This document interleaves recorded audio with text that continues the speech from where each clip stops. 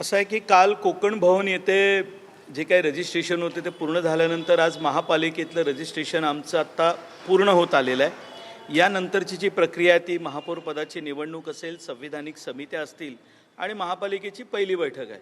त्या दृष्टीने आत्ता एमएस डिपार्टमेंटमध्ये आता हालचाल सुरू झालेली आहे। आम्ही सुद्धा प्रिपेअर आहोत, त्यामुळे आम्ही आमचं काम आज पूर्ण करतो आहे। मात्र राष्ट्रवादी अजित पवार पक्ष यांना सत्तेत सोबत घेण्यासंदर्भात म्हणजे महापालिकेतल्या सत्तेत सोबत घेण्यासंदर्भात काही मतं व्यक्त केली जात आहेत। विशेषतः विरोधी पक्षांकडून आक्षेप घेतला जातोय की ज्या नवाब मलिकांवर या निवडणुकीच्या पूर्वी टीका करण्यात आली होती, आम्ही यांच्यासोबत जाणार नाही असं म्हटलं होतं, त्यांच्यासोबत मात्र आता तुम्ही सत्तेत जाण्याची तयारी करताय।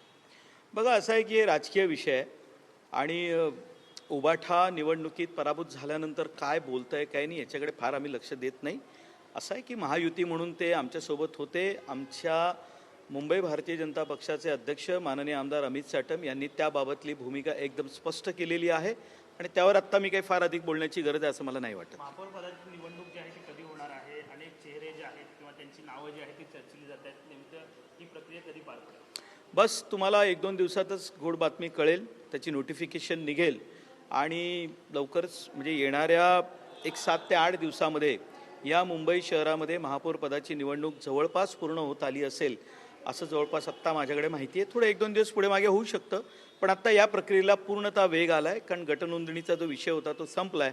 त्यामुळे आता पुढच्या कामाला आता वेग आलेला आहे। लवकरच तुम्हाला मुंबईचा महापौर दिसेल। काल एक चर्चा खूप जोर धरत होती की मनसे महायुतीला पाठिंबा देणार, मात्र राज ठाकरेंनी यावर स्वतः बोलत पडदा टाकला की असं काही होणार नाही। भाजपकडनं असे काही प्रयत्न केले जाणार आहेत का समित्यांमधल्या संख्याबळाच्या समीकरणासाठी मनसेचा पाठिंबा किंवा एकंदरीत राजकारणासाठी मनसेचा पाठिंबा अपेक्षित आहे का? बघा, या बाबतीत ही एक राजकीय भूमिका आहे आणि मला असं वाटतं की याबाबत आमचे मुंबईचे अध्यक्ष किंवा देवेंद्र फडणवीसजी या बाबतीतली भूमिका स्पष्ट करतील। आमच्या महापालिका गटाची भूमिका आम्ही कालच स्पष्ट केली। आमच्यासोबत जे येतील त्यांचं आम्ही स्वागत करू, कारण शेवटी आम्ही मुंबईच्या विकासासाठी इथे आलेलो आहोत। आम्ही राजकारण करण्यासाठी आलेलो नाही आहोत किंवा विकासाची चाललेली कामं अडवण्यासाठी आम्ही इथे आलेलो नाही आहोत। आम्ही सकारात्मक पद्धतीने काम करणार आहोत आणि या सकारात्मक पद्धतीने मुंबईकरांचं आयुष्य बदलणाऱ्या महापालिकेच्या कामासाठी जो कोणी आमच्यासोबत येईल आम्ही त्याचं स्वागत करू, त्यांना सोबत घेऊ।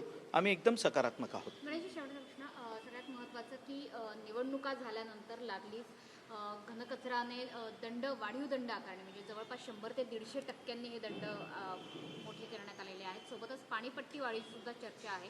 निवडणुका झाल्या मुंबईकरांचा खिसा खाली करण्याचे प्रयत्न सुरू आहेत का? ज्या मोडलेल्या FD आहेत त्याचा भरणा करण्याचे हे प्रयत्न आहेत असं विरोधी पक्षांचं म्हणणं आहे।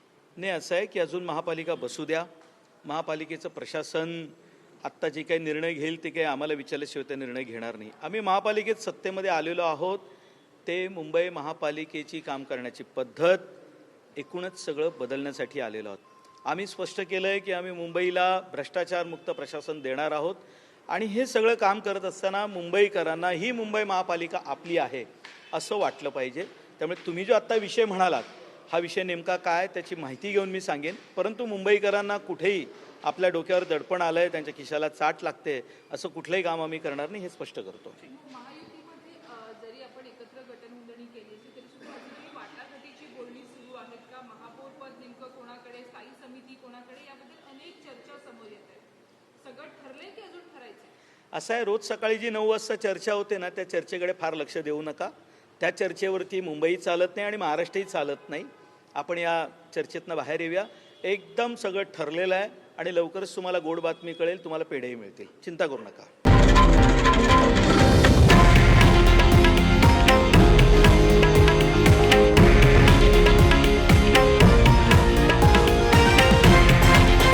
हे आहे देशातील नंबर 1 न्यूज नेटवर्क आणि आपण पाहत आहात TV9 मराठी, एकमेव।